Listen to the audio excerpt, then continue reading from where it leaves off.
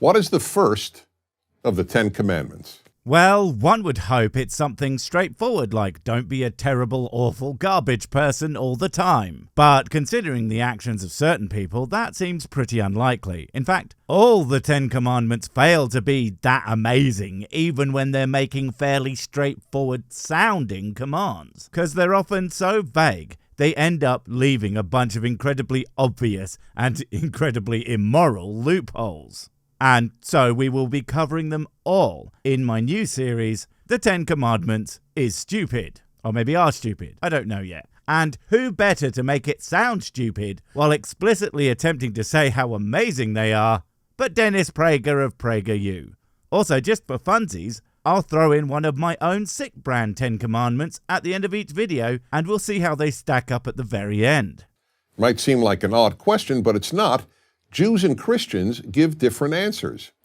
The reason is that what we know as the 10 Commandments is, in the original Hebrew, the 10 statements. So not only do we start by undermining the idea that these are some objective, unchanging, God-given standards by making it clear that people pick and choose what they are dependent on, well, seemingly nothing, but also switching them from the 10 Commandments, things that one has to do, or at the very least is being ordered in some sense to do, instead into statements, which are just, statements, not orders, but a set of words that means a thing with no actual weight given to them at all. I mean, I knew you were going to screw them up, Dennis, but doing so before you've given the damn thing is actually impressive. And since the Hebrew is the original, we begin with the first statement, which all religions agree is... Wow. Just wow. Like what? I'm pretty sure that not even close to all religions agree on, well, anything really. I mean, there are religions that don't even have a god in them. So aside from defining themselves as religious, which I'm sure some don't even do that, but yeah, that there are even 10 particular commandments or statements, and that they are what is going to be whatever you say next. All religions believing that is about the most ludicrous thing I think you could have ever said. To the point I can only assume that you don't even know what the word religion is supposed to mean. I am the Lord your God, who took you out of the land of Egypt, out of the house of bondage. This statement is so important that none of the other commandments make sense without it. This is hilarious. The very notion that without an attempted braggadocious claim of helping one group do one thing one time, meaning that other instructions couldn't possibly make sense, well, that means one of two things. Either they do make sense on their own, and that was an incredibly silly thing to say, or they don't make sense on their own, which to me says that they are failures in their own right. If my mum asks me to have a shower and her only reasoning is, I am your parent, I brought you into the world, I can take you out of it, which is a flawless impression, she would agree, but then her acting surprised when I don't really care about being clean? Better instead to have said, because you stink and no one likes a smelly bastard. Or even just being clean will make you feel good. Both of which have nothing to do with who the parent is and everything to do with them being a good parent with clear and reasoned instructions. But neither of your options works great on your end. First, it asserts that God is giving these commandments, not Moses and not any other human being. Asserts being an incredibly important word there. An assertion is not, in fact, a fact, at least not without demonstrating it to be so. And at no point do any of the commandments, and I would argue the rest of the book though, do they ever actually manage to do that. And neither has anyone outside of it. So that leads a lot of people to, well, then who gives a shit who it says it's from? The fact that it was people bringing it to you, then claiming it was from God, while failing to demonstrate the basic premise of that, means that I can happily ignore it as anything other than the attempted justifications of yet another set of assholes who want to tell me what to do without any actual authority. Second, God is the one who delivered you from slavery. Again, no human being did this, not even Moses.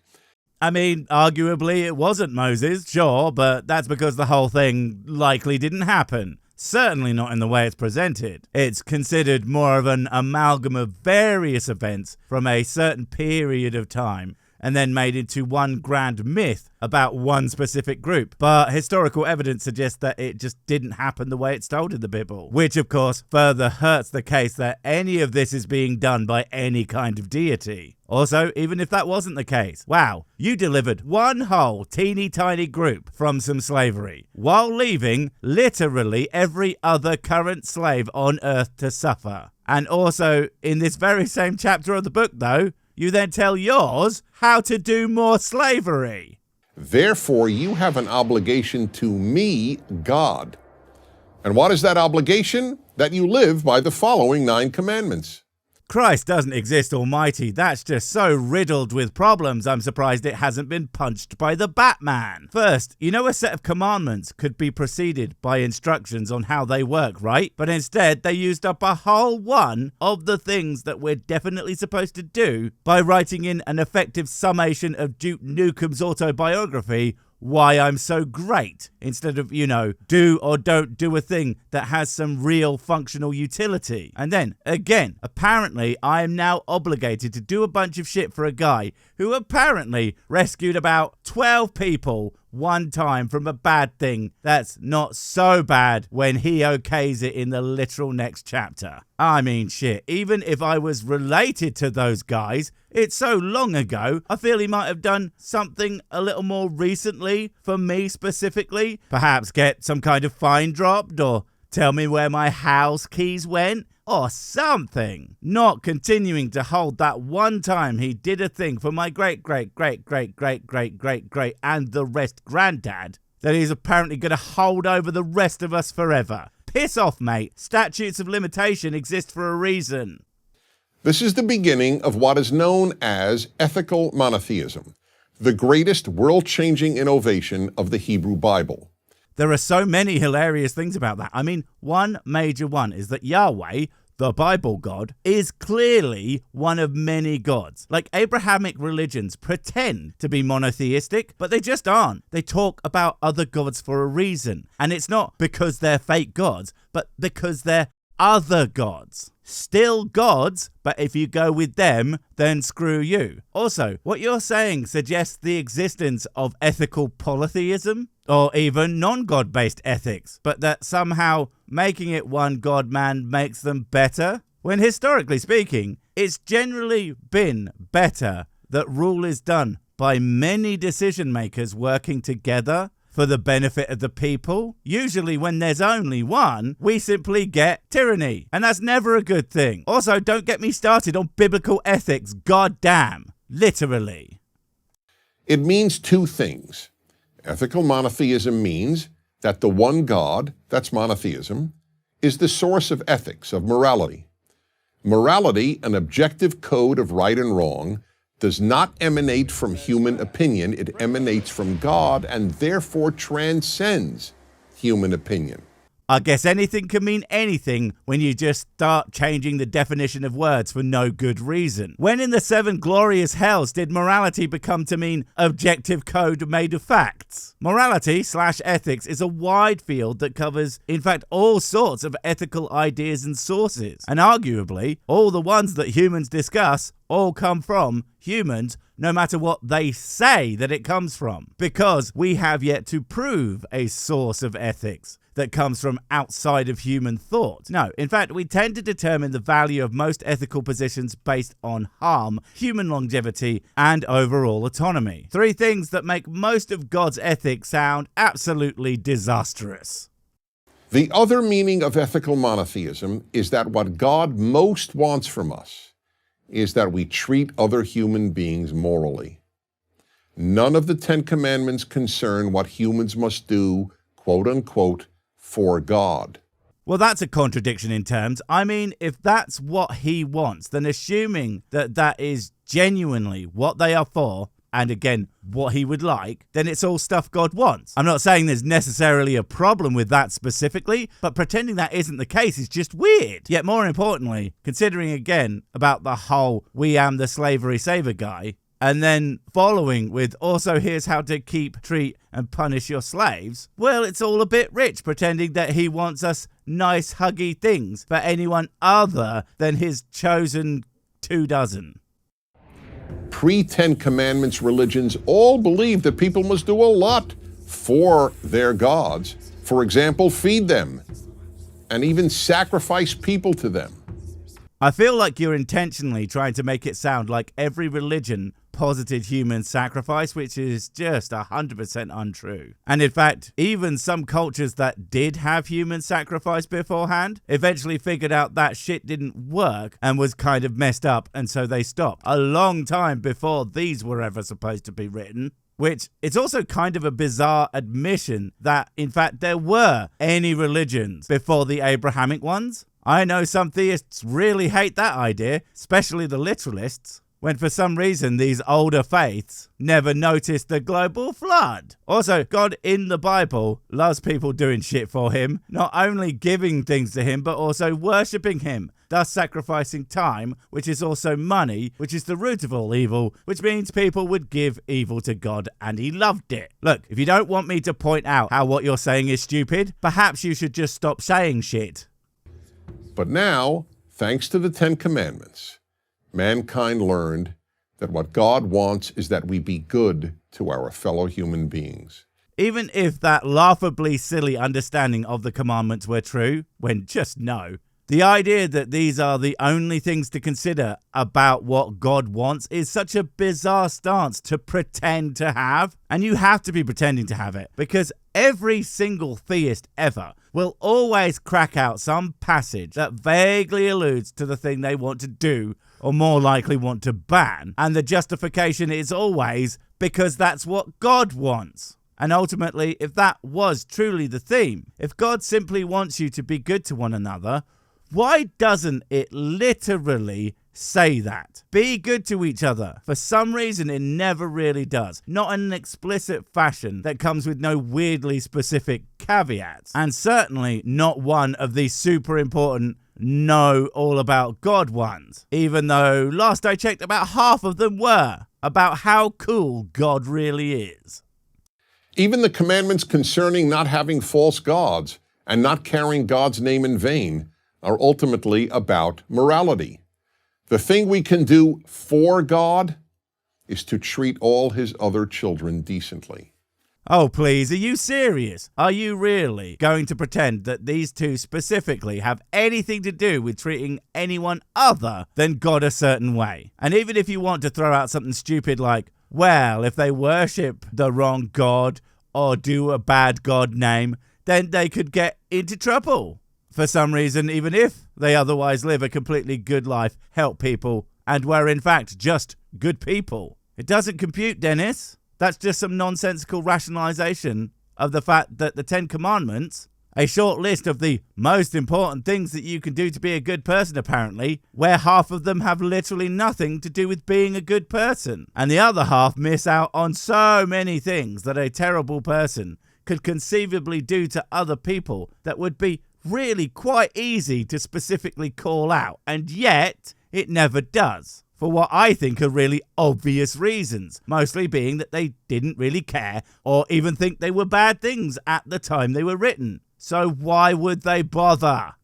Every parent can relate to this. Parents, or at least healthy parents, have indescribable joy when they see their children act lovingly toward one another, and indescribable pain when they see their children hurt one another.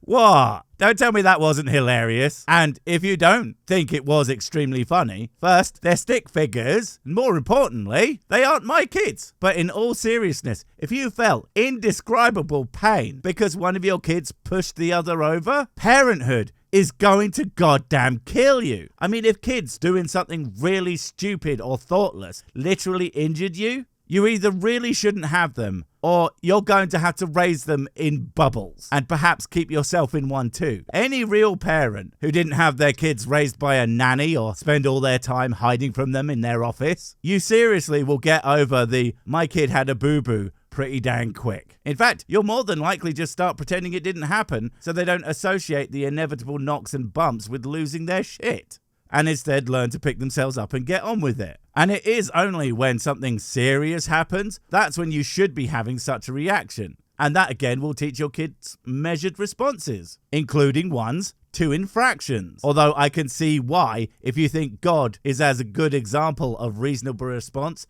to minor infractions, well, those were never on the cards. Didn't he send fire snakes after some of them complained about having bad food one time? Yeesh.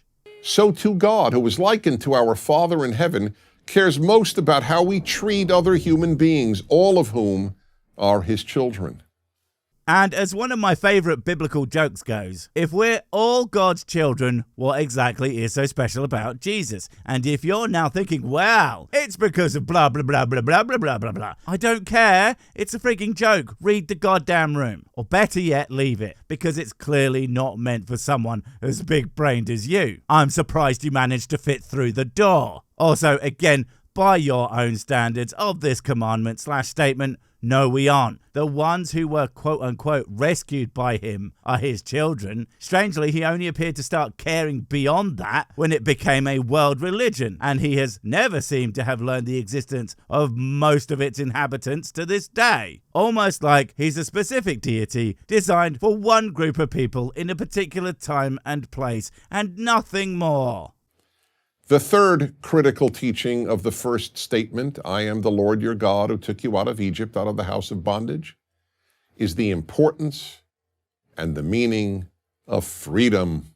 You know what? I am actually surprised at your restraint. No, really, I can just imagine the Team America theme playing with a flag in the background and an eagle dropping nukes with mighty explosions. I mean, it's what I would have done. But yeah, no, freedom only seems to stretch as far, again, to the people he freed, not the ones who would have been vastly larger in numbers. But they could do one as far as God is concerned, which is to say, not at all concerned, because he didn't even know they existed. Omniscient, my glorious asshole.